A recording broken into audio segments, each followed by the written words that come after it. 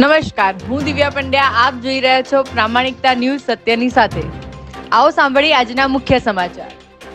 ખ્યાતિ બાદ સફાળી જાગેલી સરકારે પ્રધાનમંત્રી જન આરોગ્ય યોજનામાં ગેરરીતિ કરતી 7 હોસ્પિટલને સસ્પેન્ડ કરી.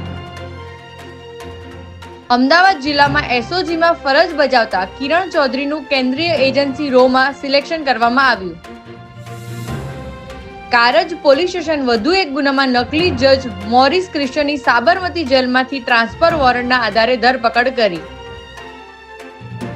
ઉત્તર પશ્ચિમ ઝોનમાં ગેરકાયદેસર પાર્કિંગ અંગે 45 વાહનોને લોક મારી વાહન ચાલકો પાસેથી 21,000 દંડ વસૂલ કરાયો. કેન્દ્રીય ગૃહમંત્રી અમિત શાહે અખિલ ભારતીય પોલીસ વિજ્ઞાન સંમેલનની ઐતિહાસિક સુવર્ણ જયંતિ આવૃત્તિનું ઉદ્ઘાટન કર્યું.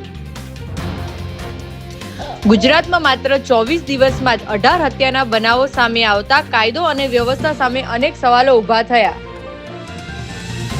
સ્ટેટ મોનિટરિંગ સેલની ટીમે પાટડીમાં ધમધમતા હાઈ પ્રોફાઇલ જુગારધામ પર દરોડો પાડી 30 જુગારીઓને ઝડપી લીધા. સુરેન્દ્રનગર ખાણ ખનીજ કચેરીના જુનિયર ક્લાર્ક 10,000ની લાંચ લેતા એસીબીના છટકામાં રંગે હાથે પકડાયા. મહારાષ્ટ્રના પૂર્વ ગૃહમંત્રી અને એનસીપી નેતા અનિલ દેશમુખ પર નાગપુરના કાટોલ વિધાનસભા ક્ષેત્રમાં હુમલો થયો. વડાપ્રધાન નરેન્દ્ર મોદીએ બ્રાઝિલની રાજધાની રિયો ડી જાનેરોમાં G20 સમિટના પ્રથમ સત્રમાં સંબોધન કર્યું. મોદીએ કહ્યું, યુદ્ધની સૌથી વધુ અસર ગ્લોબલ સાઉથના દેશો પર પડી છે.